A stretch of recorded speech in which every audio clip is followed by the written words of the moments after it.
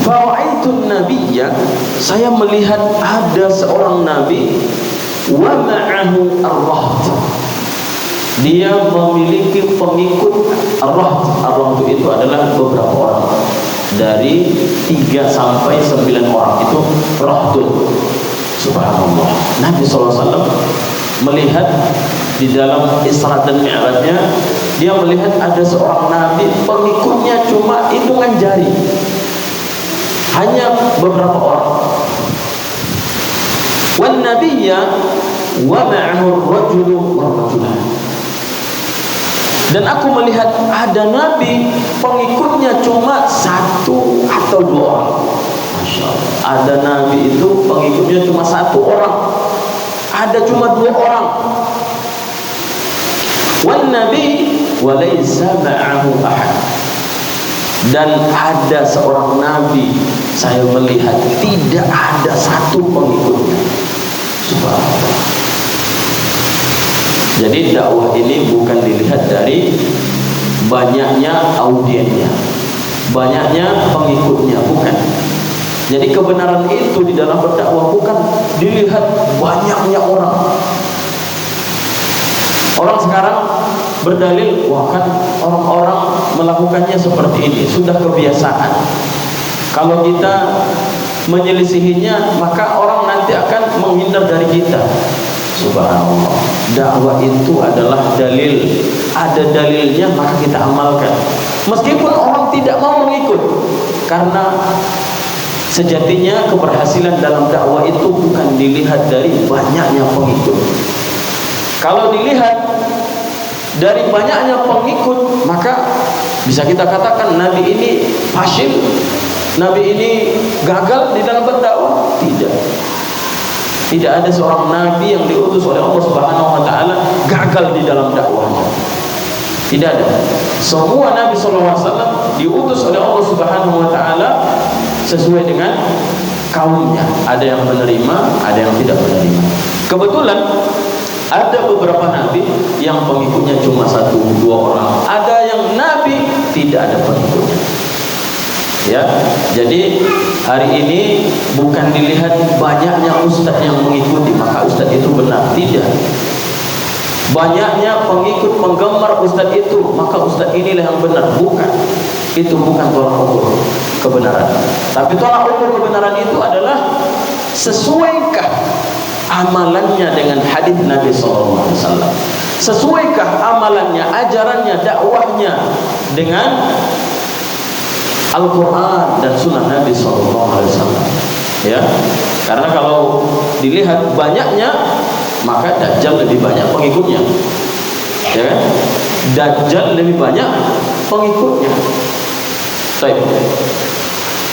Itu fi ali sawadun azim. Tiba-tiba diperlihatkanlah kepadaku sosok-sosok manusia yang sangat banyak.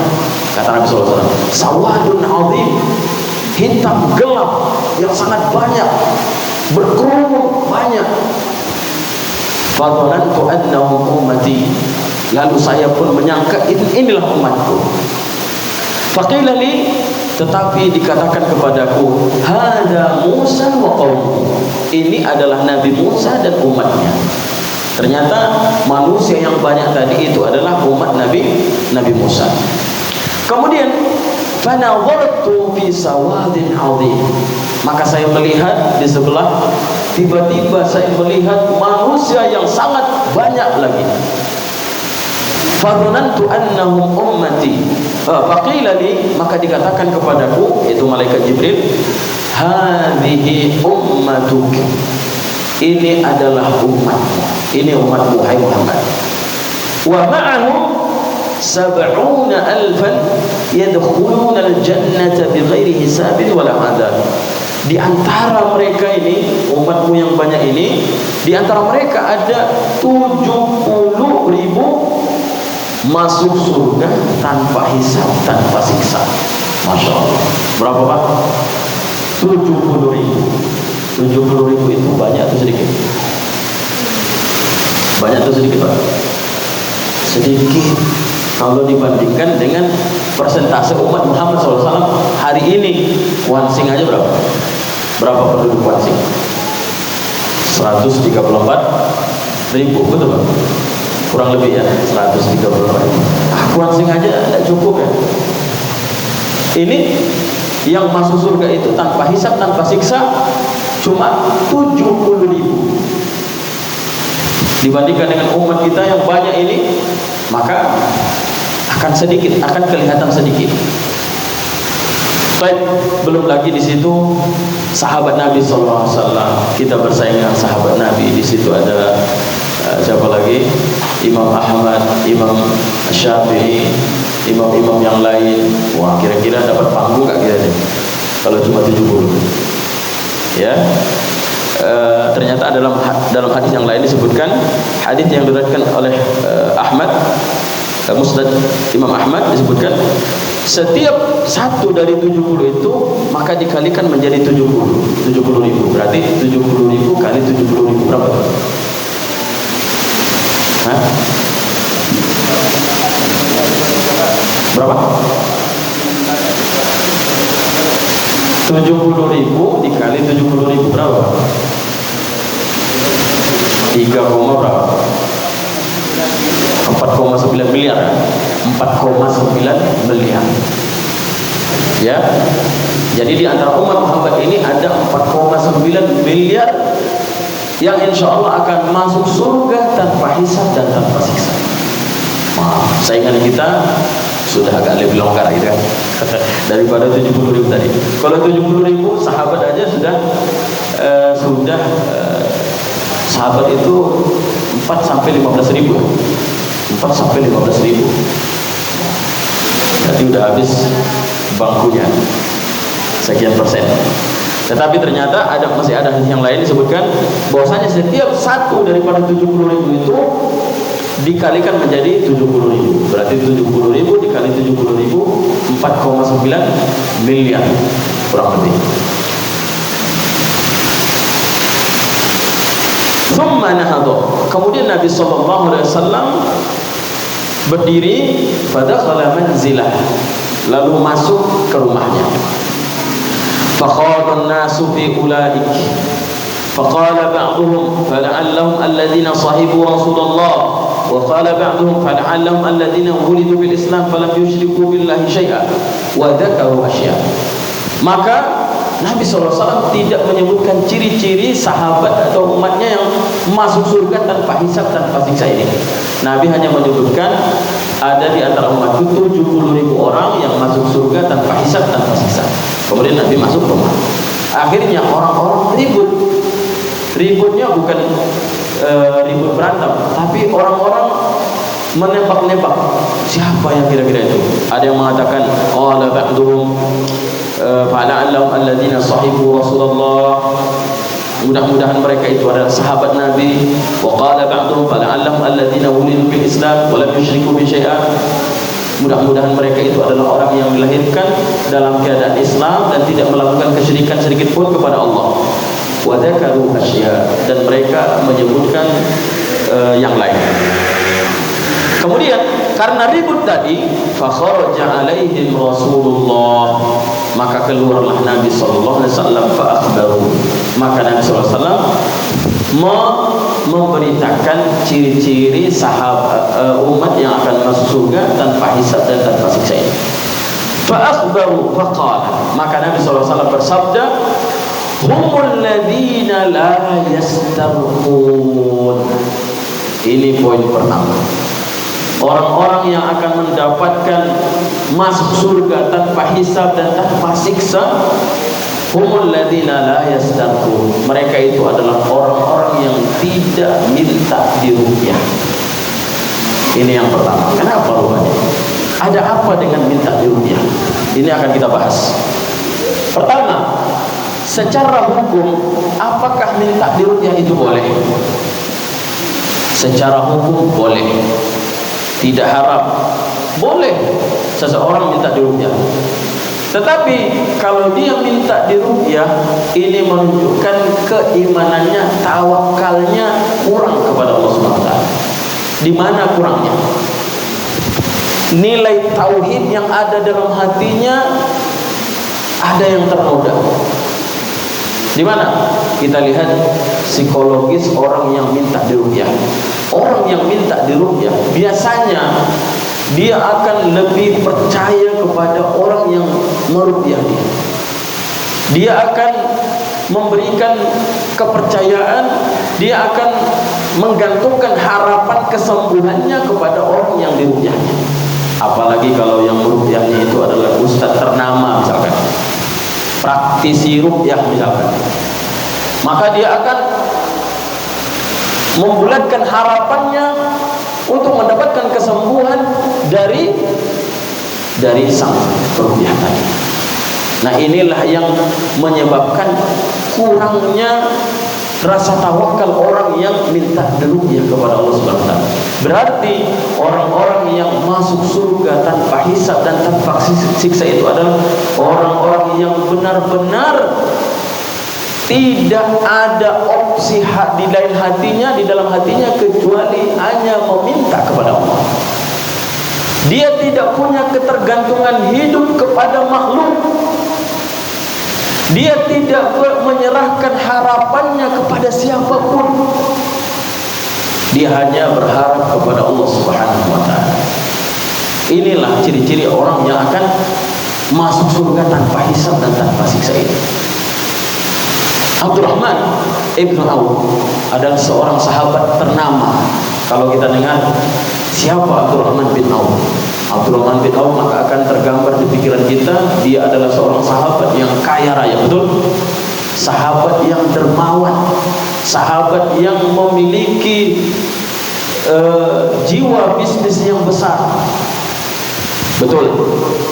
Tetapi yang menjadi pertanyaan, kenapa Abdurrahman menjadi sahabat yang sukses di dunia maupun di akhirat? Kenapa? Ada beberapa sebab. Di antara sebab yang pertama adalah karena kesabarannya di dalam Islam. Hidupnya di zaman Nabi SAW di Makkah, di fase Makkah, itu hidupnya terlunta-lunta, diintimidasi, disiksa secara fisik, dibuli oleh orang-orang kafir Quraisy. Bahkan sampai berhijrah ke Habasyah. Pulang dari Habasyah, kemudian masih mendapatkan intimidasi di Makkah. Setelah membangun ekonomi di Makkah, tahu-taunya ada perintah untuk berhijrah ke Madinah. Yang tadi kekayaan yang di Makkah itu sudah mulai berhasil, sudah mulai besar. Tiba-tiba Allah perintahkan untuk berhijrah. Dan mau tidak mau Abdurrahman harus sami'na wa ta'na. Di tengah jalan dia dicegat oleh orang-orang kafir Quraisy. Kamu tidak boleh hijrah, kamu tidak boleh pindah ke Madinah kecuali kamu tinggalkan seluruh kekayaanmu di Makkah. Akhirnya mau tidak mau, tidak ada pilihan, maka dia meninggalkan seluruh kekayaannya di Makkah demi menyelamatkan keimanannya. Subhanallah. Dia tinggalkan harta benda, dia tinggalkan harta kekayaan, dia tinggalkan bisnisnya yang sudah mulai melambung. Dia tinggalkan itu semua karena Allah Subhanahu wa taala. Nah, ketika Abdurrahman ibn Auf di Madinah lalu dipersaudarakan oleh Nabi SAW dengan Sa'ad bin Rabi'ah. Sa'ad bin Rabi'ah adalah seorang sahabat Ansor yang kaya, yang memiliki harta. Kemudian datanglah Sa'ad bin Rabi'ah karena dia tahu Abdurrahman bin Auf ini datang membawa tanpa bekal, tidak bekal harta maupun tidak ada bekal skill. Karena Abdurrahman bin Auf di Makkah itu dia skillnya, kemampuannya adalah berdagang. Sementara di Madinah itu adalah, ini Makkah dan Madinah ini dua kota yang berbeda. Kalau Makkah ini adalah kota bisnis. Semua orang Arab yang tinggal di Makkah itu pada umumnya berbisnis. Mereka nggak tahu yang namanya pertanian. Sementara di Madinah itu orang-orang Ansor tidak begitu bisa bisa berbisnis, mereka hanya petani. Ya, artinya Mekah adalah negara bisnis, kota bisnis, sementara di Madinah adalah agraris, yaitu tanah pertanian. Sa'ad bin Rabi'ah mengetahui ini saudaraku Abdurrahman bin Auf tidak memiliki bekal apapun, tidak bekal skill dan tidak bekal harta, nggak ada. Maka dia tawarkan kepada saudaranya, wahai Abdurrahman, saya punya harta, kalau kamu mau saya ambil setengah, kemudian setengah lagi untuk saya. Subhanallah. Kemudian saya punya 2 istri, lihat mana yang paling kamu sukai, saya ceraikan, kemudian kamu nikahi. Dalam kondisi terjepit, dalam kondisi tidak memiliki apa-apa, dia tidak punya apa-apa, dan dia tidak meminta, dia ditawarkan. Subhanallah. Kondisinya kondisi terjepit, dia tidak punya apa-apa, dan kondisinya dia tidak meminta, dia ditawarkan. Dia nggak meminta, tapi dia ditawarkan. Tapi Abdurrahman bin Auf mengatakan, barakallahu fi malika wa ahlika, dullani ala sum. Abdurrahman mengatakan, wahai saudaraku Sa'ad bin Rabi'ah, semoga Allah Subhanahu wa taala memberkahi harta dan keluargamu. Tidak untuk itu semua. Semoga Allah berkahi harta dan keluarga. Akan tetapi tunjukkan kepadaku mana pasar. Masya Allah. Tunjukkan kepadaku mana pasar. Lihat, kenapa Abdurrahman bisa menjadi orang yang sukses dunia dan akhirat. Ternyata di sisi selain dia itu adalah pekerja keras, selain orangnya adalah jiwa bisnis, tetapi luar biasa, Abdurrahman hanya menggantungkan harapannya kepada Allah SWT. Dia tidak meminta, dia tidak berharap kepada makhluk apapun, bahkan kepada saudaranya sendiri nggak mau dia berharap. Padahal kalau secara hukum boleh nggak kira-kira itu? Boleh secara hukum boleh. Tidak ada tidak ada celaan bagi Abdurrahman kalau seandainya dia meminta, karena itu saudaranya. Tidak ada celaan bagi Abdurrahman kalau dia menerima, tetapi tidak bagi Abdurrahman. Dia tidak punya opsi lain di dalam hatinya kecuali hanya minta kepada Allah. Ini yang perlu kita contoh. Ada nggak kira-kira orang hari ini ya yang mengatakan, yang merasa tertantang dengan tantangan seperti ini? Hari ini banyak orang yang mengandalkan, bapak saya kaya, saudara saya punya kok, nanti saya minta, nanti saya pinjam, nanti saya ngutang. Masih ada di dalam hati kita yang seperti itu. Tapi bagi Abdurrahman tidak ada opsi lain di dalam hatinya kecuali menggantungkan harapan kepada Allah. Inilah jiwa besar Abdurrahman ibn Auf, sehingga dia menjadi orang yang sukses di dunia dan di akhirat. Ini yang kita maksud, ya. Tidak ada rasa gantung hatinya kecuali hanya kepada Allah Subhanahu wa taala. Ada seorang sahabiat datang kepada Nabi SAW.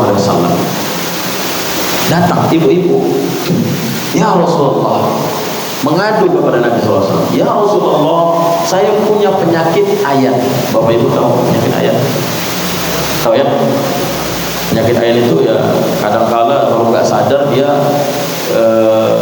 jatuh gitu kan, tiba-tiba jatuh kemudian pingsan, mungkin bisa mengeluarkan mengeluarkan darah dan lain sebagainya. Itu penyakit ayat. Apalagi coba dipikirkan, ini penyakit diderita oleh seorang perempuan, ibu-ibu. Ya Rasulullah, saya punya penyakit ayat. Dia mengadu kepada Nabi SAW. Ya Rasulullah, doakan aku agar Allah sembuhkan penyakitku. Berarti minta diruqyah. Dia minta kepada Nabi agar Nabi membacakan doa-doa Karena ruqyah itu artinya adalah membacakan ayat-ayat, membacakan zikir-zikir, membacakan doa-doa. Itu ruqyah. Dan dia minta ruqyah kepada Nabi SAW. Maka Nabi SAW menawarkan kepadanya. Ada dua tawaran Nabi SAW. Yang pertama, kalau saya doakan, insya Allah akan sembuh. Itu yang pertama. Yang kedua, kamu bersabar atas penyakitmu dan kamu masuk surga. Kalau saya doakan, insya Allah sembuh, tapi tidak ada jamin masuk surga. Yang kedua, kamu bersabar atas penyakitmu dan kamu pasti masuk surga. Ada nggak pilihan seperti itu? Ini dirasakan oleh perempuan sahabiat ini. Apa kata perempuan ini? Ya Rasulullah, kalau begitu saya akan bersabar menjemput ajal. Masya Allah. Betapa banyak hari ini Bapak Ibu, ketika sakit, ketika lemah, ketika tidak bisa apa-apa, maka sangat mudah sekali melanggar aturan Allah Subhanahu Wa Taala. Ya udahlah, udah parah ini penyakit, nggak apa-apa lah, bawalah ke dukun sana, nanti kita tobat. Betul lah. Mudah sekali. Ya udahlah, nggak apa-apa lah obat itu. Yang penting saya sembuh. Yang penting saya sembuh. Nggak apa-apa, bawa saja, bawa aja ke sana. Subhanallah. Tetapi dalam kondisi sakit seperti ini, sahabat ini betul-betul dia menggantungkan harapannya kepada, dia bersabar. Ya, dia bersabar. Yang penting dia masuk surga. Yang penting dia dilihat oleh Allah Subhanahu Wa Taala. Dia bersabar atas penyakitnya. Betapa banyak hari ini yang tidak seperti itu. Ketika orang sakit, ketika orang tidak punya apa-apa, maka yang dominan adalah bagaimana dia supaya dikasihi orang lain. Berharap supaya dikasihi orang, berharap supaya orang merasa simpati kepadanya, merasa empati kepadanya, merasa orang sedih kepadanya. Banyak orang yang seperti itu. Dia tidak mengadukan kepada Allah Subhanahu Wa Taala. Ya, Bapak Ibu muslimin rahimani Allah. Jadi ini ciri-ciri orang yang masuk surga tanpa hisab, tanpa siksa. Berat kira-kira? Berat. Karena hadiahnya, balasannya bukan cuma sepeda kan gitu. Masuk surga itu bukan cuma hadiahnya sepeda. Kalau sepeda ya mungkin tantangannya tidak terlalu berat. Ini hadiahnya adalah surga. Subhanallah. Surga tidak masuk neraka, tidak ada siksa, langsung masuk surga. Ya, makanya pengorbanannya itu sangat berat sekali. Jadi itu yang pertama. La yastarqun, mereka tidak minta diruqyah. Karena orang yang minta diruqyah itu, maka sedikit besarnya hatinya telah berubah. Hatinya telah menggantungkan, dia telah menggantungkan harapannya kepada tukang ruqyah, bukan lagi kepada Allah Subhanahu Wa Taala. Kemudian wala yaktawun, yang kedua adalah wala yaktawun, tidak berobat dengan pengobatan besi panas. Karena pengobatan besi panas ini adalah kemudaratan, memberikan mudarat kepada seorang. Kemudian yang ketiga, wala yatatayyarun, mereka tidak merasa sial dengan apapun. Apa namanya kalau diterjemahkan ke dalam bahasa kita? Wala yatatayyarun artinya mereka tidak bertatoyur. Mereka tidak merasa sial dengan angka-angka tertentu. Tidak merasa sial, tidak menganggap sial dengan waktu hari-hari tertentu. Tidak menganggap sial dengan kejadian-kejadian tertentu. Itulah disebut dengan tatoyur. Misalkan nih Bapak Ibu, kita dalam perjalanan, tahu-taunya tertabrak kucing di jalan. Apa perasaan kita?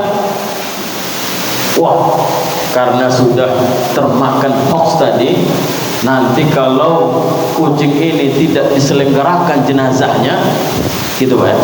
Kalau tidak diselenggarakan jenazahnya, maka akan bahaya. Bisa-bisa nanti tabrakan di tengah jalan. Tatoyur. Ya. Jangan nikah di hari ini, jangan mengadakan pernikahan di tanggal ini, karena ada keyakinan tertentu. Tatoyur itu adalah sial. Ketika mau berangkat ke Pekanbaru, pas buka rumah, buka pintu, tabrakan di depan rumah. Ada yang tabrakan di depan rumah. Wah, ini ada yang tidak beres ini. Nanti kalau dilanjutkan, ya, bakalan bahaya ini. Akhirnya dia mengurungkan niat untuk tidak pergi. Apa yang disebut? Tatoyur. Ya, tatoyur. Itulah yang disebut dengan tatoyur. Merasa sial dengan kejadian-kejadian tertentu, merasa sial dengan angka-angka tertentu, merasa sial dengan hari-hari tertentu, mengaitkan suatu kejadian yang tidak ada dasarnya lalu dikait-kaitkan dengan kejadian esok hari. Terdengar di belakang rumah suara burung, oh, ya, burung apa gitu kan? Wah, ini pasti ada orang meninggal ini. Betul kan? Ada seperti itu, burung kakak ya, burung kakak. Wah, ini ada kejadian ini. Pasti ada yang mau meninggal ini. Enggak pun ada suara burung, pasti juga ada orang meninggal, betul kan? Ya, ada orang berfoto, 3 orang. Jangan 3 orang berfoto. Nanti salah satunya mati. 3-tiganya bakalan mati. Itu namanya tatoyur, menganggap sial, dan itu adalah kesyirikan. Di mana syiriknya Bapak Ibu? Kenapa kita katakan itu syirik? Meskipun itu adalah syirik kecil, tapi itu adalah dosa besar. Karena kita telah menggantungkan harapan kita. Kita telah merasa khawatir dengan kejadian-kejadian tertentu tanpa ada alasan yang benar, yang dibenarkan dari syariat. Itu adalah kesyirikan. Ya, tidak ada kaitannya dengan masa depan. Kejadian-kejadian itu tidak ada kaitannya dengan masa depan. Dan ini banyak sekali ya contoh-contoh masuk nanti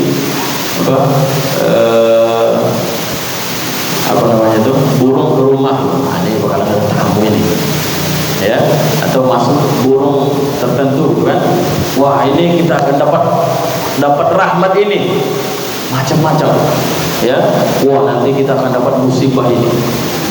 Bakalan ada kejadian-kejadian yang memilukan ini, menyedihkan ini. Nah, ini semua adalah tatoyur. Dan diantara ciri-ciri orang yang masuk surga tanpa hisab dan tanpa siksa itu adalah mereka tidak bertatoyur. Ya. Kemudian wa ala rabbihim yatawakkalun, mereka hanya bertawakal, menyerahkan diri, menggantungkan harapan hanya kepada Allah Subhanahu wa taala. Ini adalah orang-orang yang benar-benar merealisasikan nilai-nilai tauhid di dalam hatinya. Faqama Uqashah, maka Uqashah pun berdiri, Uqashah bin Mihsan, faqala ya Rasulullah, ud'u Allah an yaj'alani minhum. Ya Allah, ya Rasulullah, doakan aku termasuk salah satu yang 70.000 itu. Faqala, maka Nabi sallallahu alaihi wasallam mengatakan, anta minhum, kamu salah satunya. Masya Allah. Jadi Uqashah bin Mihsan itu sudah dijamin masuk surga tanpa hisab, tanpa siksa. Meskipun sudah dijamin masuk surga, apakah Mihsan, Uqashah bin Mihsan itu begitu saja tidak beramal soleh? Tidak. Bahkan Uqashah bin Mihsan masih ikut dengan perang Badar, masih ikut perang Khandaq, masih ikut perang-perang yang lainnya di zaman Nabi SAW. Bahkan ketika di zaman Abu Bakar, Umar, Uqashah bin Mihsan tetap menjadi garda terdepan ketika membela agama Islam. Padahal dia sudah dijamin masuk surga tanpa hisab dan tanpa siksa. Tsumma qama rajulun akhar, kemudian Ada lagi yang berdiri, ud'ullaha an yaj'alani minhum. Ya Rasulullah, doakan aku salah satu dari yang 70.000 itu. Faqala, maka Nabi sallallahu alaihi wasallam bersabda, sabaqaka biha Ukasha telah mendahulunya. Artinya Nabi sallallahu alaihi wasallam menutup rapat supaya nanti enggak banyak orang berdiri lagi. Ya Rasulullah, akhirnya bisa-bisa nanti orang yang tidak berhak juga dia meminta kepada Nabi sallallahu alaihi wasallam. Ya, akhirnya langsung ditutup oleh Nabi sallallahu alaihi wasallam. Sabaqaka biha Ukasha telah mendahului. Itu pelajaran di bab yang ketiga ya. Kemudian kita akan masuk di bab yang ke-7 kita katakan tadi.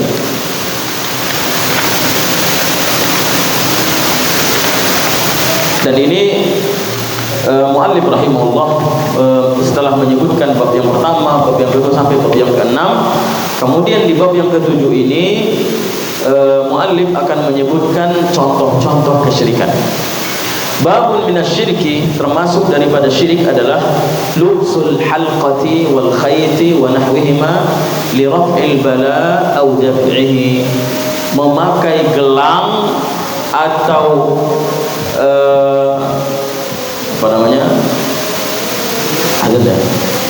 memakai gelang dan yang sejenisnya dengan niat mengangkat bala, mengangkat mara bahaya atau mendapatkan manfaat.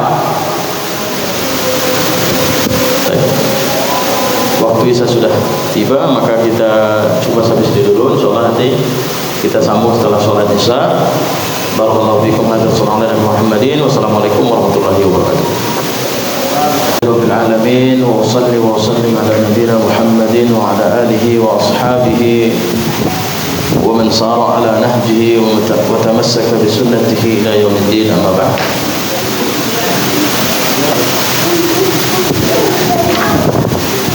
Bapak Ibu kaum muslimin wal muslimat, hadirin wal hadirat rahimani wa rahimakumullah. Bab yang ke-7, babun minasyirki.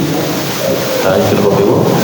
Babun minasyirki lubsul halqati wal khayti wa nahwihima li raf'il bala au daf'ihi. Termasuk perbuatan syirik. Nah, ini to the point ya, langsung di bab yang ke-7 ini.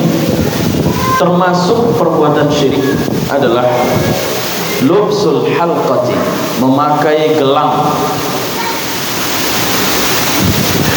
Banyak yang memakai gelang, Pak, Bu. Wal khayti, dan benang. Wa nahwihima, atau yang sejenis, li raf'il bala, tapi dia memakai gelang bukan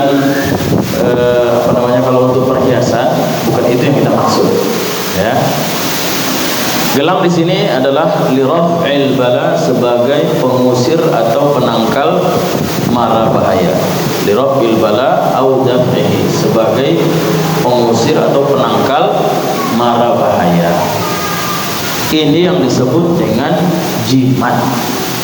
Ya, jadi bab yang ke-7 ini berbicara tentang kesyirikan jimat. Jimat itu Bapak Ibu banyak jenisnya. Ada jimat, bukan cuma jimat lubsul hilqah, memakai gelang saja, tetapi semua yang dipakai, baik itu yang dikalungkan, yang digelang, cincin, ya, kemudian yang di paha atau kaki, atau susu, ya, yang dimasukkan ke dalam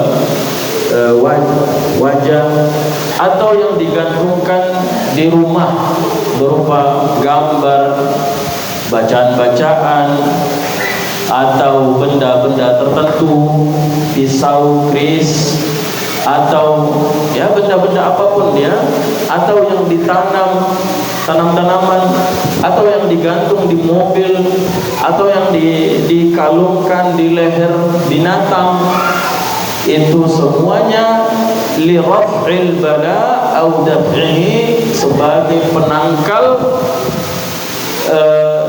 datangnya mara bahaya atau mengangkat penyakit. Diniatkan, diyakini benda itu sebagai penangkal penyakit, penangkal mara bahaya, maka inilah yang dikatakan syirik. Inilah yang dikatakan syirik. Dan perlu kita ketahui Bapak Ibu, apa definisi syirik? Apa definisi syirik? Syirik kita tahunya hanya menyembah patung, syirik, menyembah berhala, syirik. Betul. Hanya sebatas itu, ya kan? Tahunya kita yang menyembah patung, sujud, rukuk kepada patung, syirik. Yang rukuk sujud kepada batu, pohon, syirik. Betul Bapak Ibu. Tetapi syirik itu bukan hanya itu. Tapi syirik adalah makna yang sangat global. Didefinisikan oleh para ulama, yang dimaksud dengan syirik adalah taswiyatu ghairillahi billahi fima yakhtassu bihi minar rububiyyati wal uluhiyyati wal asma' was sifat. Paham Bapak Ibu? Yang dimaksud dengan syirik adalah nih, Bapak Ibu, taswiyatu ghairillahi billah, menyamakan selain Allah dengan Allah, disamaratakannya, disamakannya selain Allah dengan Allah. Selain Allah ini banyak, bisa itu jin, bisa itu malaikat, bisa itu nabi, bisa itu pohon, batu, kuburan, apapun, disamakannya dengan Allah, disamaratakannya dengan Allah. Dalam apa? Bima yakhtassu bihi minar rububiyyati wal uluhiyyati wal asma' was sifat. Dalam hal-hal yang menjadi kekhususan bagi Allah, itu adalah perbuatan khusus, hanya milik Allah, hanya Allah yang mampu melakukannya. Tetapi dia samakan makhluk itu dengan Allah di dalam perbuatan-perbuatan khusus bagi Allah. Contoh, bil mithal yattadihul maqal. Dengan contoh maka ungkapan lebih jelas. Contohnya Bapak Ibu, siapakah yang menurunkan hujan? Siapa? Allah. Allah yang menurunkan hujan. Berarti ini adalah perbuatan khusus, hanya Allah yang mampu melakukannya. Hanya Allah yang menurunkan hujan, tidak ada yang lain. Nah, ada orang-orang hari ini meyakini, ada orang yang meyakini yang mampu menurunkan hujan selain daripada Allah. Berarti dia telah menyamakan orang ini dengan Allah. Dalam apa? Di dalam menurunkan hujan. Padahal menurunkan hujan itu adalah perbuatan khusus, hanya Allah yang mampu melakukan. Siapa? Orang yang percaya kepada pawang hujan. Syirik. Dia meyakini bahwasanya pawang itu juga bisa menurunkan hujan. Dukun ini juga bisa menurunkan hujan. Dengan ya keyakinan-keyakinannya, mungkin dengan ada perbuatan-perbuatan atau ada sesajen-sesajen yang dilakukan oleh dukun ini. Tapi dia meyakini dukun ini juga sebagai penyebab turunnya hujan. Diyakini dukun ini juga mampu menurunkan hujan. Berarti dia telah menyamakan dukun ini dengan Allah Subhanahu wa ta'ala. Contoh satu, Bapak Ibu, siapakah yang melancarkan rezeki? Allah. Ya, kita yakin hanya Allah. Siapakah yang memberikan kita rezeki? Allah satu-satunya. Siapa yang mampu melancarkan rezeki? Allah. Siapa yang mampu menahan rezeki? Allah satu-satunya.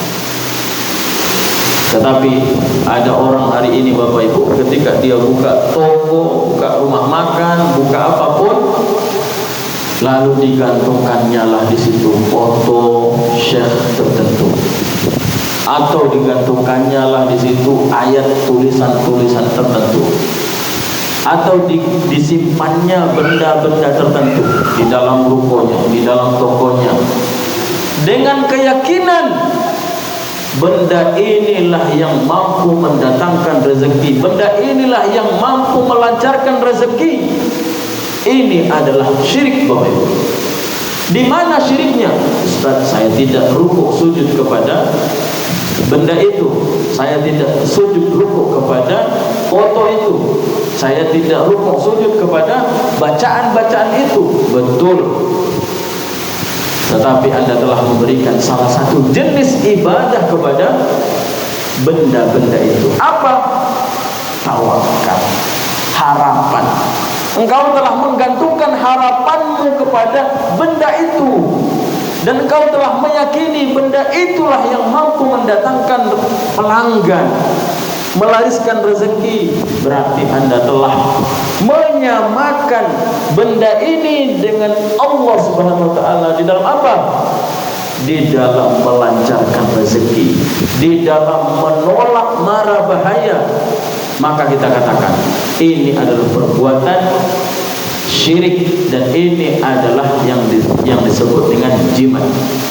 Oleh karena kita katakan yang memakai jimat adalah pelaku syirik. Berbahaya, Bapak Ibu, berbahaya, sangat berbahaya. Kita baca ayat nanti, ayat yang kedua ya. Dalil yang kedua, kita langsung ke dalil yang kedua. Nanti kita baca dalil yang pertama. An Imran ibn Husain, ini menguatkan perkataan kita. An Imran ibn Husain, dari sahabat yang mulia Imran bin Husain radhiyallahu ta'ala anhu, anna Nabi sallallahu alaihi wasallam ra'a rajulan fi yadihi halqah. Bahwasanya Nabi sallallahu alaihi wasallam melihat seseorang yang sedang memakai halqah. Di tangannya ada gelang kuningan. Dia memakai gelang kuningan min sufrin, dari tembaga, berarti kuningan. Faqala, maka Nabi sallallahu alaihi wasallam bertanya, mahadihi, apa ini, benda apa ini? Kata Nabi sallallahu alaihi wasallam. Nabi heran, ini orang laki-laki kenapa memakai gelang? Ini laki-laki kenapa kamu memakai aksesoris perempuan? Ya kan? Faqala, maka orang ini menjawab, minal wahinah ya Rasulullah, ini adalah penangkal. Ini adalah penangkal. Faqala, apa kata Nabi SAW? Inzikha, cabut gelang itu, buang gelang itu. Fa innaha la taziduka illa wahnan, sungguh benda ini tidak membuatmu kecuali semakin lemah. Benda ini bukan membuatmu semakin kuat, tetapi malah sebaliknya, benda ini tidak membuatmu kecuali semakin lemah. Para ulama mengatakan ada dua kelemahan di sini. Yang pertama, lemah secara fisik. Yang kedua, lemah secara psikologis. Secara fisik, maka dia akan ketergantungan kepada benda itu, kepada jimat itu, dan dia akan selalu sakit. Ketahuilah Bapak Ibu, orang yang memakai jimat itu pasti ada penyakit yang tidak sembuh-sembuh sama dia pada diri. Betul? Ada penyakit yang tidak mau sembuh-sembuh dari dirinya. Kenapa? Karena dia memakai jimat. Kenapa rupanya Ustaz jimat? Jimat ini Bapak Ibu adalah sarang jin, sarang setan. Bagaimana setan jin itu keluar dari kita, sementara kita memelihara makanannya, kita memelihara tempat tidurnya. Dia tidur di situ, dia enak di situ. Maka orang yang memakai jimat, dia pasti ada penyakitnya. Secara fisik dia tidak sehat, ada terus penyakitnya. Kita dulu pernah ada tetangga Bapak Ibu, selalu minta tolong ke kita. Kadang tengah malam datang ngetuk pintu, Ustaz, ya Ustaz, coba Ustaz, anak saya diruqyah dulu. Belum sebulan udah sakit, belum sebulan udah sakit terus anaknya itu. Maka karena sudah sering, maka saya Saya dudukkan Bapak Pak, ini kita jujur Pak ya. Bapak punya jimat. Ustaz jujur, Bapak punya jimat. Ternyata dibuka pintu belakang, ada jimat di situ, digantungkan. Ada lagi Pak, keluarkan semua. Ternyata banyak jimat di rumahnya, di dalam lemarinya, di atas pintu. Ada lagi Pak, anak ini punya jimat. Ternyata anak itu juga ada jimat. Ada yang dikalungkan, ada yang di sini. La haula wala quwwata illa billah. Kemudian ada lagi Pak, ada tanam-tanaman, ada Pak. Ternyata dia ke belakang mencangkul, ada tanam-tanaman. Lah, lengkap sudah dua Pak. Akhirnya saya kumpulkan. Sini Pak, inilah sarang jin itu Pak, inilah sarang setan itu. Akhirnya saya bakar itu semua. Ya, anaknya sakit terus. Dan itu betul ya, sakit terus, luar biasa. Ya, oleh karenanya ini hadis Nabi SAW tidak akan bohong. Karena Nabi SAW mengatakan, inziha, cabut gelang itu, cabut jimat itu, fa innaha la taziduka illa wahnan. Gelang ini tidak membuatmu kecuali semakin lemah secara fisik. Yang kedua, lemah secara psikologis. Ya, dia akan ketergantungan kepada benda itu. Ketika benda itu tidak bersama dia, mungkin mau safar, mau ke sungai, mau keluar, ternyata jimatnya tinggal. Kira-kira berani keluar? Berani keluar Pak? Gak akan berani dia. Jimat saya tinggal. Berarti dia telah menyembah jimat itu. Ustaz, dia tidak sujud kepada jimat, dia tidak rukuk kepada jimat. Betul, dia tidak sujud dan tidak rukuk kepada jimat, tetapi dia telah menyembah jimat itu dengan menggantungkan harapannya kepada jimat itu. Dia meyakini jimat itulah yang menolak mara bahaya dari dirinya, bukan Allah lagi. Berarti dia telah menyembah jimat itu. Berarti dia telah menyamakan jimat ini dengan siapa? Dengan Allah Subhanahu wa taala. Padahal Allah lah yang menyembuhkan, Allah yang memberikan penyakit, Allah yang melindungi kita.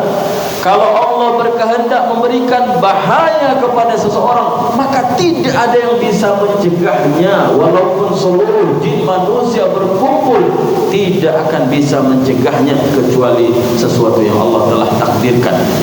Kalau Allah ingin memberikan rezeki kepada seorang, maka tidak seorang pun yang mampu menahannya, meskipun manusia, jin membantu untuk mencegah, menolak rezeki yang Allah berikan itu, maka tidak ada satu pun yang mampu. Bapak Ibu muslimin rahimani wa rahimakumullah. Kemudian kata Nabi sallallahu alaihi wasallam, fa innaka law mitta wa hiya 'alaik ma aflahta abada. Kata Nabi SAW, seandainya engkau mati, meninggal dunia, dan benda ini masih bersamamu, ma aflahta abadan, kamu tidak akan beruntung selama-lama. Artinya apa? Tidak akan masuk surga selama-lama. Ancaman luar biasa. Bapak Ibu kaum muslimin rahimani wa rahimakumullah. Dan kajian yang seperti ini Bapak Ibu sangat jarang sekali dibahas oleh ustaz-ustaz. Sangat jarang sekali dibahas dai-dai di kampung-kampung. Apalagi orang kampung kita mentalnya ustaz itu harus lucu. Kalau ustaznya tidak lucu, nggak datang. Betul. Jadi dia datang kajian itu bukan untuk mendengarkan kajian, supaya hilang stresnya di rumah. Datang dia kajian. Ustaznya pun pandainya cuma melawak. Satu hadis, dua hadis nggak hafal dia. Dijadikan ustaz. Ternyata yang seperti ini Bapak Ibu, ini yang perlu kita kaji. Masih banyak di masyarakat kita yang belum tahu tentang syirik, makna tauhid. Padahal dosa yang paling besar adalah dosa syirik. Ada 3 ancaman dosa syirik ini di dalam Al-Quran Bapak Ibu. Yang pertama, pelaku syirik Allah tidak akan mengampuni dosa-dosanya. Innallaha la yaghfiru an yushraka bihi wa yaghfiru ma duna dzalika liman yasha. sekali-kali Allah tidak akan pernah mengampuni dosa syirik, dan Allah akan mengampuni dosa-dosa selain syirik. Ini yang pertama. Yang kedua, pelaku syirik akan dibatalkan seluruh amal ibadahnya, hajinya, puasanya, sedekahnya, salatnya, batal semuanya kalau dia melakukan kesyirikan. Allah Subhanahu wa taala dalam surah Az-Zumar mengancam nabinya, "Lain asyrakta," wahai Muhammad, jika engkau melakukan kesyirikan. Ini Nabi kita Muhammad SAW diancam oleh Allah. Namun enggak mungkin Nabi SAW melakukan kesyirikan. Tetapi kalau terjadi, lain asyrakta, kata Allah Subhanahu wa taala, seandainya engkau melakukan kesyirikan, la yahdaqunna 'amaluka, maka akan hanguslah seluruh amal ibadah. Masya Allah, itu Nabi. Dan ancaman ini berlaku kepada umatnya seluruhnya. Jadi siapa yang melakukan kesyirikan, maka ancaman ini berlaku kepadanya. Batal seluruh amal ibadahnya, salatnya, puasanya, zakatnya, hajinya, umrohnya, baca Qur'annya, tidak akan bermanfaat baginya. Kenapa? Karena ketika sakit larinya ke dukun, bukan ke dokter. Dia lebih percaya kepada dukun daripada ke dokter. Bapak Ibu kaum muslimin rahimahullah, ini mental masyarakat kita. Baik, kata Nabi SAW, "Maaflah ta'ala, kamu tidak akan beruntung selama-lamanya." Jadi ada berapa tadi? Ada tiga ancaman tadi. Yang ketiga, Allah tidak akan memasukkannya ke dalam surga. Kata Allah Subhanahu wa taala, "Innahu man yusyrik billah wa man yusyrik billahi faqad harrama 'alaihi al-jannah wa ma'wahu an-nar." Siapapun yang melakukan kesyirikan, syirik, lalu dia meninggal dalam keadaan syirik, tidak bertaubat, maka Allah Subhanahu wa taala akan haramkan dia masuk surga. Allah haramkan masuk surga. Wa ma'wahu nar, dan tempat kembalinya adalah api neraka. Wa ma lil zalimin min ansar, dan tidak ada pertolongan bagi orang-orang yang zalim, itu orang-orang yang syirik. Kemudian yang keempat, ancaman yang sangat berat. Orang yang melakukan kesyirikan dan mati wafat di atas kesyirikan itu, maka dia akan kekal abadi selama-lamanya di neraka jahanam. Dalam surat Al-Bayyinah, mungkin kita hafal, "Innal ladzina kafaru min ahlil kitab wal musyrikin fi nari jahannam khalidina fiha ulaika hum syarrul bariyah." Kata Allah Subhanahu wa taala, sesungguhnya orang-orang kafir, baik dari kalangan Yahudi maupun orang-orang Nasrani, Yahudi dan Nasrani, dan orang-orang yang melakukan kesyirikan kepada Allah Subhanahu wa taala, tempat kembalinya adalah api neraka jahanam, dan mereka akan kekal selama-lamanya di dalamnya. Ulaika hum syarrul bariyah, mereka adalah makhluk-makhluk yang paling buruk. Ada 4 ancaman yang sangat mengerikan Bapak Ibu. Bapak Ibu kaum muslimin rahimani wa rahimakumullah, yang semoga senantiasa dalam lindungan Allah Subhanahu wa taala. Maka sebenarnya mudah untuk mendeteksi apakah ini perbuatan syirik atau perbuatan halal yang tidak syirik, ya. Contohnya adalah pengobatan, dan sebenarnya ini akan kita bahas di bab berikutnya, dan kita bahas juga, ya, pengobatan. Ada hari ini orang-orang yang berobat dengan jalan-jalan alternatif. Sudah ke dokter ini, ke dokter itu, berusaha tapi belum sembuh, akhirnya menjalani alternatif, jalan alternatif. Kemana? Ke orang pintar, ke orang pintar. Ada yang seperti itu, kata Nabi SAW, "Man ata kahinan aw 'arrafan fa saddaqa bima yaqul faqad kafara bima unzila Muhammad SAW." Kata Nabi SAW, siapa yang mendatangi dukun banyak sekali Bapak Ibu, ya, di Indonesia, apalagi kita di Teluk Kuantan, 1 jalur 10 dukun. Betul Bapak Ibu. Karena ada orang yang bilang sama kita, satu jalur itu Ustaz 10 dukun katanya. Itu pun kalah. Seandainya jalur itu bisa menang gara-gara dukun, ya kan? Gara-gara dukun, maka akan menanglah semua itu. Tidak ada yang kalah. Tapi nyatanya kalah semua. Kata Nabi SAW, siapapun yang mendatangi dukun atau arwafan atau tukang ramal, fasaddaqa bima yaqul, lalu dia mengikuti membenarkan perkataan si dukun, dia mengikuti langkah-langkah yang dikatakan si dukun, ambil ini, ambil itu, ambil ini, ambil itu, sediakan ini, sembelih ini, telur ini, dia mengikuti langkah-langkahnya. Kata Nabi SAW, faqad kafara bima unzila Muhammad, maka dia telah kafir terhadap Al-Quran yang diturunkan kepada Nabi SAW. Kafir dia Bapak Ibu. Bukan Ustaz yang bilang, tetapi Nabi SAW yang bilang. Kita hanya menyampaikan Bapak Ibu. Dan ini Bapak Ibu sangat jarang sekali dibahas oleh Ustaz-Ustaz, atau bahkan Ustaz-Ustaznya pun tidak paham. Bapak Ibu kaum muslimin rahimani wa rahimakumullah, yang semoga senantiasa dalam lindungan Allah Subhanahu wa taala. Jadi untuk mendeteksi apakah pengobatan ini adalah pengobatan yang syar'i atau yang syirki, maka pengobatan yang syar'i ada dua. Yang pertama, terbukti secara dalil.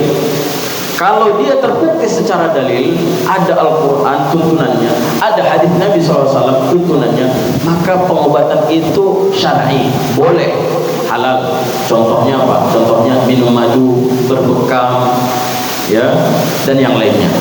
Yang kedua,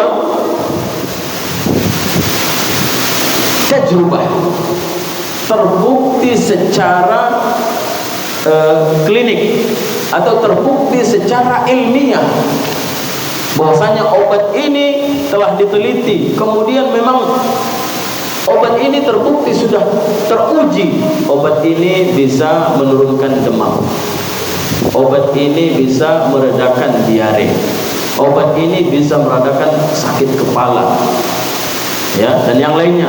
Maka pengobatan-pengobatan yang seperti ini kalau terbukti secara klinik, terbukti secara ilmiah, maka pengobatan ini syar'i, halal. Tetapi kalau tidak terbukti secara dalil, tidak ada tuntunannya dari Al-Quran dan Nabi SAW, kemudian juga tidak terbukti secara ilmiah, maka itu adalah pengobatan yang syirki. Kenapa? Karena ada kaidah, meyakini yang bukan sebab kesembuhan diyakini sebagai sebab kesembuhan, maka itu adalah syirik. Contoh Bapak Ibu, orang yang berobat dengan batu di Gunung Rampong. Pernah dengar Bapak Ibu? Ada pengobatan alternatif. Banyak orang berdatangan ke situ. Pengobatannya bukan dipijat, bukan dia, cuma batu dicelupin ke air. Ini bawa air minum. Jadikan air minum. Sembuh. Nggak tahu sembuh atau enggak. Ya. Batu itu pun batunya dapat dari mana? Dapat dari mimpi. Wah, pernah hilang, akhirnya mimpi lagi. Oh, ketemu lagi. Ini tidak terbukti secara dalil dan tidak terbukti secara ilmiah, maka ini adalah pengobatan syirki. Kenapa? Karena seorang dia meyakini yang bukan sebab, yang Allah tidak pernah menjadikan itu sebab kesembuhan, tetapi diyakini sebagai sebab kesembuhan, maka jatuh kepada kesyirikan. Sama hari ini orang yang berobat dengan gelang Bapak Ibu, atau apa namanya itu, kalung yang mungkin ada per jutaan, 10 jutaan, ya. Kalung itu diyakini sebagai obat rematik, melancarkan darah dan lain sebagainya. Pernah datang ke rumah dulu, waktu itu orang tua yang bercerita, datang menawarkan, Bu, ibu kan sakit-sakit lutut. Nah, biasa penyakit di kampung kan lutut, sakit-sakit lutut tua. Bu, beli kalung ini 4 juta cuma, ya, boleh dicicil ya, mungkin 400 dulu, ya. Akhirnya ya saya nggak punya duit dan banyaklah alasannya. Akhirnya ditawar lagi ya, ditawar lagi sampai dari 4 juta sampai 20.000 jadinya. Nah, ini ada yang tidak beres ini dengan kalung. Masa dari 4 juta sampai 20.000, pokoknya sampai mau gitu ya. Berarti ini kalung adalah kalung bohong-bohongan. Nah, kalau orang meyakini itu ya sebagai sebab kesembuhan, diyakini itu sebagai sebab kesembuhan, padahal tidak ada sebab kesembuhan padanya, tidak terbukti secara dalil dan tidak terbukti secara ilmiah bahwasanya gelang itu mengandung ini lentur, maka jatuh kepada kesyirikan, syirkun asghar. Ya, pada awalnya adalah syirik kecil, tetapi kalau diyakini bahwasanya bendanya itu yang mendatangkan, yang menolak mara bahaya atau yang mendatangkan manfaat, maka inilah yang disebut dengan syirik. Maka disebut di sini minasyirki, termasuk perbuatan syirik adalah lubsul halqati, memakai gelang.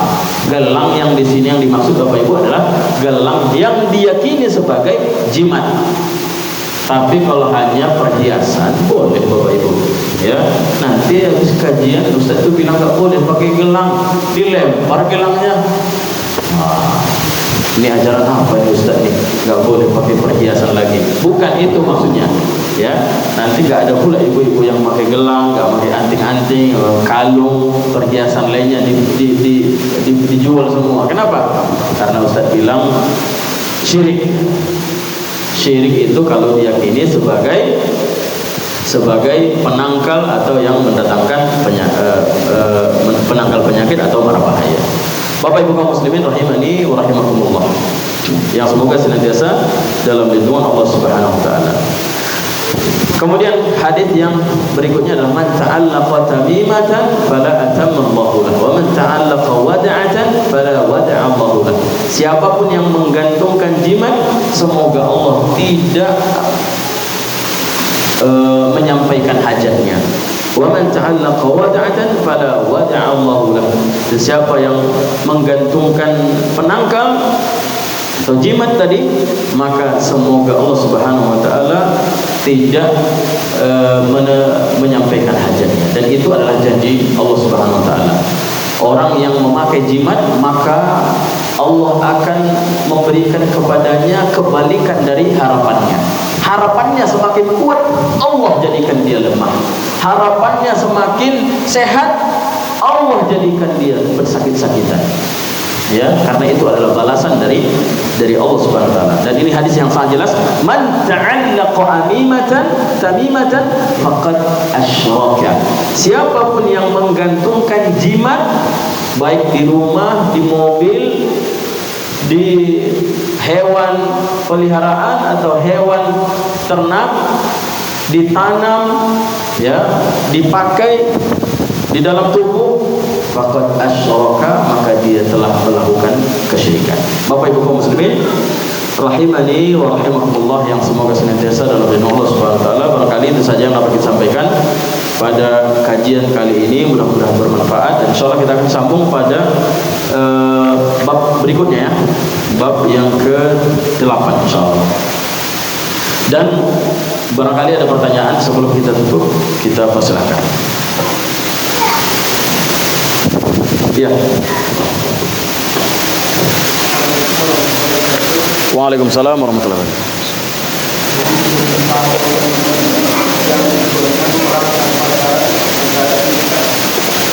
Gimana Pak? Yang dimasukkan ke dalam surga tanpa hisab dan tanpa siksa.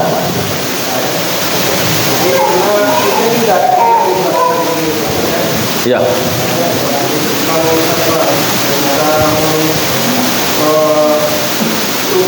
Ruqyah.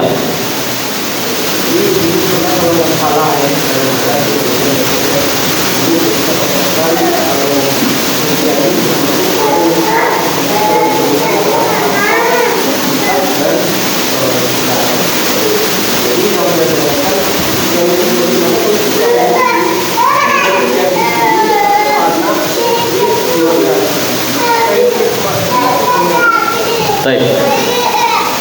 Poin dalam hadis itu adalah orang yang minta diruqyah. Kalau tidak diminta, boleh, masih masuk dalam kategori itu, karena dia tidak minta. Misalkan istri kita sakit, kita ruqyah, bukan berarti dia tidak masuk dari yang 70 tadi, nggak ada kesempatan, masih ada kesempatan, kecuali dia minta. Kalau dia minta, berarti kan tawakalnya berkurang kepada Allah Subhanahu wa taala. Ya, karena biasanya ketika kita sakit ini, keimanan kita itu lemah. Yang penting sembuh gitu. Banyak prinsip orang seperti itu. Yang penting sembuh. Mau itu ke dukun ya terserahlah, nanti tobat kita. Nanti tobat setelah itu. Gimana kalau mati di tengah jalan, gimana itu? Niatnya tadi untuk mendatangi dukun. Masuk neraka jadinya Bapak Ibu. Ya, jadi kalau dia diruqyah tanpa dia minta, masih dalam kategori itu, masih ada kesempatan. Yang kita katakan tadi adalah orang yang minta diruqyah, la yastarqun. Di antara ciri-ciri orang yang mendapatkan surga tanpa hisab dan tanpa siksa itu adalah mereka tidak sama sekali minta diruqyah. Artinya dia tidak punya harapan kepada selain Allah. Ya, dia hanya berharap kepada Allah Subhanahu wa taala. Karena perlu perlu kita kuatkan di sini bahwasanya yang memberikan kita sakit itu, meskipun kita tahu kita ini diguna-guna orang, ya kan, dan kita tidak punya kekuatan apapun untuk meminta tolong kepada, yang penting kita udah sabar. Bukan berarti kita tidak berobat ya, kita sabar dan kita harapkan pahalanya dari Allah Subhanahu wa taala. Ini yang perlu kita harap, yang perlu kita tanamkan Bapak Ibu. Ketika kita sakit, kita yakin yang memberikan sakit ini adalah Allah Subhanahu wa taala. Allah yang memberikan kita ujian, untuk itu kita sabar. Kalau seandainya kita mati di atas itu karena bersabar, insya Allah surga. Ya, surga. Meskipun kita disantet orang gitu kan, ya udahlah. Tetapi bukan berarti kita tidak berusaha. Tetap kita berobat semampunya. Tapi jangan minta diruqyah. Paham Bapak Ibu? Baik. Ada lagi kira-kira Bapak Ibu? Ibu-ibu mungkin banyak, tapi malu-malu. Iya Pak. Assalamualaikum warahmatullahi wabarakatuh. Assalamualaikum.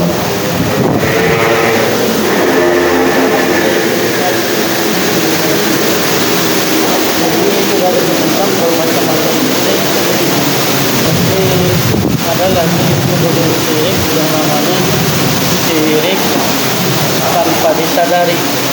Syirik tanpa disadari. Iya. Contohnya. Umpamanya kita pernah berbuat baik kepada seseorang, kemudian datang kepada dia, kita katakan kepada dia, kamu dulu kalau bukan karena saya, kamu tidak akan bisa sekolah. Berarti dia sudah menceritakan karena yang rezeki itu adalah itu syirik yang tidak disadari. Kemudian cerita yang lain melakukan lucu atau hubungan tidak syirik, atau yang lain-lain bagaimana? Baik. Sebenarnya insya Allah akan kita bahas di dalam kitab ini. Ya, di kitab ini ada 66 bab, dan muallif penyusun kitab ini dia akan berbicara tentang kesyirikan satu demi satu Pak. Kalau ini baru syirik tentang jimat. Besok ada lagi syirik tentang ruqyah, pengobatan, syirik dalam pengobatan. Kemudian setelah itu nanti ada syirik mencari berkah. Masih banyak Pak. Ya, sampai syirik itu kan ada 3. Ada syirik perbuatan, ada syirik dalam ucapan, dan ada syirik i'tiqad.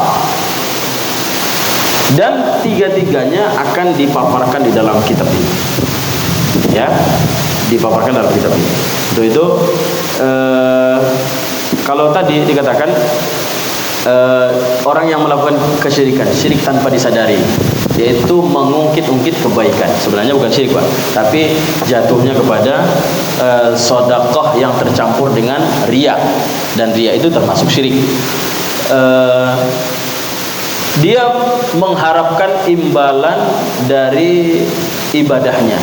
Dia mengharapkan sesuatu, mungkin itu pujian, mungkin itu perbuatan baik dari orang lain, ketika dia memberikan kebaikan kepada orang lain. Ya, dan ini juga dibahas di sini, Pak. Juga dibahas di sini. Insya Allah nanti mungkin pada bab berikutnya. Wallahu ta'ala. Ya.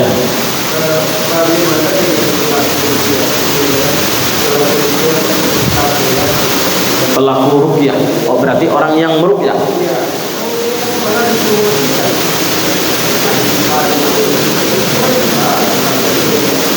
Baik. Ruqyah itu sebenarnya bukan profesi, ya.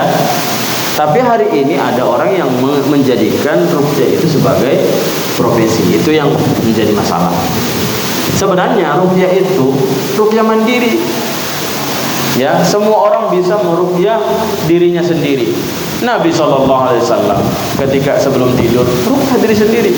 Dengan apa? Dengan membacakan al-mu'awwadzat, yaitu dengan 3 qul huwallahu ahad, qul a'udzu birabbil falaq, qul a'udzu birabbin nas. Ya, kemudian meniupkan ke tangannya, kemudian diusapkan ke seluruh tubuhnya. Ini ada ruqyah. Ruqyah artinya apa? Jampi-jampi. Dan jampi-jampi itu ada 2, ada jampi-jampi yang syar'i, ada jampi-jampi yang syirki. Jampi-jampi yang syar'i adalah jampi-jampi yang dibacakan padanya ayat-ayat Al-Qur'an, yang dibacakan padanya doa-doa, yang dibacakan padanya zikir-zikir. Ini ruqyah syar'i. Adapun ruqyah tidak syar'i, syirki, bacaan-bacaan yang orang tidak paham dengan bacaan itu. Ya, ada bacaan-bacaan yang tidak dimengerti, bahkan mungkin saja itu adalah puji-pujian kepada jin, puji-pujian kepada syaitan. Kita nggak tahu artinya. Ya, contohnya simsalabim gitu. Ternyata simsalabim itu adalah puji-pujian kepada dewa ini, dewa-dewa tertentu. Makanya jangan mengucapkan walaupun hanya main-main. Sini nak, jatuh anaknya kan? Jatuh anaknya. Ini sini. Bismillah simsalabim. Enggak boleh Bapak Ibu. Itu perkataan syirik. Itu adalah puji-pujian kepada dewa-dewa tertentu. Nah, makanya ini perlu hati-hati. Ya. Jadi kalau mau ruqyah anak kita yang terjatuh, sini. Bismillah. Itu sudah ruqyah namanya. Bisa kan kita meruqyah itu tanpa harus panggil orang lain dan lain sebagainya. Ya. Ketika kita punya masalah, kita bisa pelajari itu. Misalkan kita kena gangguan, itu bisa kita pelajari dengan membacakan ayat-ayat kursi, Al-Fatihah, dan semua ayat Al-Quran itu adalah ayat ruqyah. Semua doa-doa itu adalah ruqyah. Semua zikir itu ruqyah. Ya. Jadi untuk apa lagi memanggil orang ini dan orang itu? Karena kita lebih percaya kepada tukang ruqyah itu. Makanya orang yang memanggil, yang minta diruqyah kepada dirinya, ya, adalah orang yang kurang rasa tawakalnya kepada Allah Subhanahu wa taala. Tapi kalau kita sakit, dipanggil orang tukang ruqyah untuk meruqyah kita, ya gak ada masalah. Kita nggak manggil, ya kan gitu. Tapi kita tetap berusaha meruqyah diri sendiri. Kalau tidak sembuh, itu yang perlu disabarkan itu. Ya, jadi ruqyah itu nggak mesti sembuh. Yang penting kita menjalani langkah-langkahnya, itu yang paling penting. Jadi nggak ada jaminan ya Bapak Ibu, nggak ada jaminan kalau diruqyah pasti sembuh, nggak ada jaminan. Yang menyembuhkan itu siapa? Allah Subhanahu wa taala. Makanya itu ketika meruqyah, kita bisa meruqyah diri kita sendiri. Kalaupun tidak sembuh, karena itu Allah Subhanahu wa taala belum memberikan kesembuhan kepada kita. Ya. Dan itu yang perlu kita kita tumbuhkan di dalam hati kita. Baik. Ya, ini terakhir ya. Salam. Di rumah ada kris.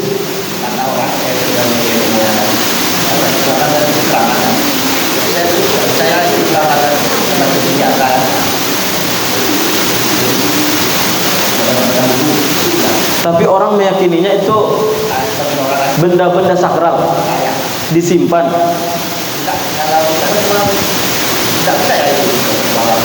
Betul, nggak percaya. Iya, tapi keyakinan orang ada. Jual aja. Bisa. Karena orang punya keyakinan atau kita nggak tahu gitu kan. Bisa jadi nenek moyang kita dulu menyimpan itu karena memang ada hubungan gaib dengan jin. Nggak tahu kita. Ya. Oleh karenanya hadis ini tadi, lau mitta wa hiya alaik, seandainya engkau meninggal dunia dan benda ini masih bersamamu, meskipun diyakini benda ini tidak lagi gitu kan, tapi masih bersama kita. Nah, ini poinnya. Saya tidak meyakini, iya, tapi benda itu masih bersama kalian. Ini poin yang perlu didudukkan tadi. Wahia alaik, dan benda itu masih bersamamu. Ya, kalau hanya sekedar keyakinan saja cukup. Sahabat ini juga nggak usah buang gelang tuh. Ya Ustaz, saya tukar keyakinan saya Ustaz, gelang ini perhiasan aja, nggak dibuang. Nggak cukup, buang kata Nabi Sallallahu Alaihi Wasallam. Oleh karena itu saya bilang tadi, jual aja atau bakar. Ya kan? Jual atau dibakar supaya selamat dari itu tadi. Karena orang menganggap itu adalah benda-benda yang dituakan, benda-benda yang disakralkan. Jadi kalau benda itu masih bersama kita, dikasih ke orang nanti akan menjadikan itu. Buang aja atau bakar. Ya. Ya. Alhamdulillah.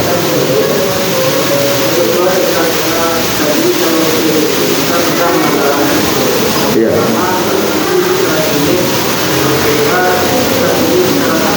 Ya.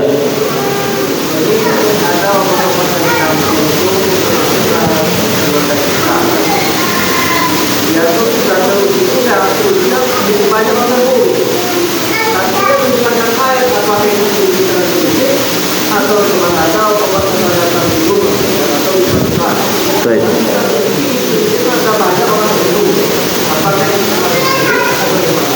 Baik, kalau dia herbal, walaupun tidak teruji secara tapi dia sudah teruji secara ya sudah teruji dia herbal itu. Contohnya apa? Contohnya kunyit. Kunyit kan untuk menyembuhkan, meredakan sakit perut, kan gitu. Ya kan? Kunyit.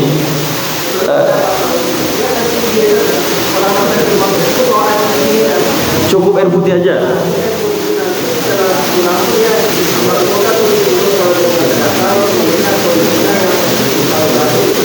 Nah, yang menjadi pertanyaan, bacaan apa yang dibaca?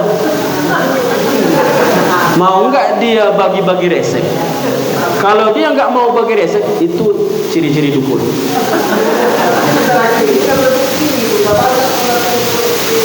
Iya, orang yang berobat ke dukun itu banyak nggak yang sembuh, Bang?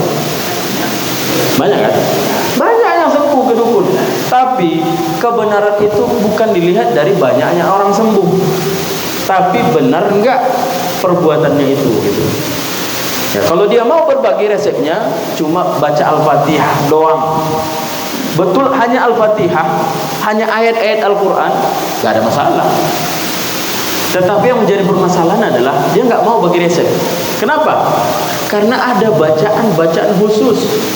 Bacaan-bacaan khusus inilah Bapak Ibu nggak tahu kita. Ternyata itu adalah puji-pujian kepada setan.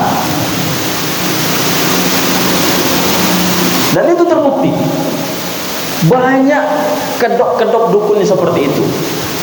Pertamanya kuat sekali baca bismillah, alhamdulillah. Tapi di ujung-ujungnya bah. Betul Pak? Betul Bu? Betul. Kalau dia berani jujur, bacaannya itu, oh nggak apa-apa. Ayo, apa bacaannya Pak? Iya, itu aja yang perlu. Kalau dia mau jujur apa bacaannya dari A sampai habis, maka itu akan selamat. Itu adalah ruqyah syar'i. Karena murni bacaan Al-Quran, murni bacaan doa-doa dan zikir, murni, nggak ada masalah. Tetapi yang menjadi masalah itu tadi Pak, dia nggak mau bagi resep. Nanti banyak orang yang tahu, hilang pula nanti mata pencahariannya. Betul Pak?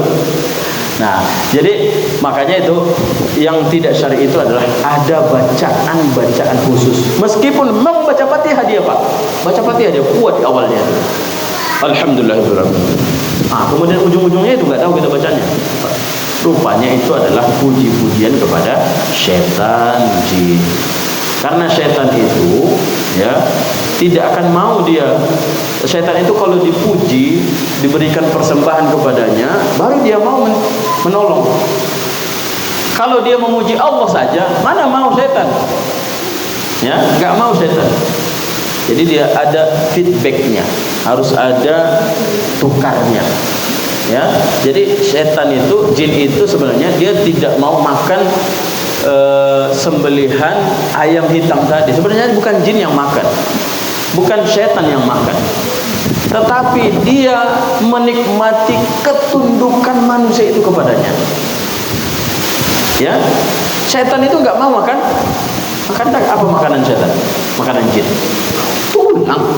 Apa yang pula ayam hitam? Ya, apa yang pula buah-buahan? Emang sakit dia sehingga perlu makan buah? Enggak dapat dia cari buah. Enggak, tapi ketundukan itu semakin orang tunduk kepadanya, dia menikmati, dia merasa besar, maka dia mau membantu. Ketika tidak ada persembahan untuk dia, tidak ada ketundukan kepadanya, maka dia tidak mau. Ya, Bapak Ibu kaum muslimin rahimani wa rahimakumullah. Dan itu nanti akan kita bahas Pak ya, di bab yang ke-8 kalau salah insyaallah. Barakallahu fikum. Ya, satu lagi.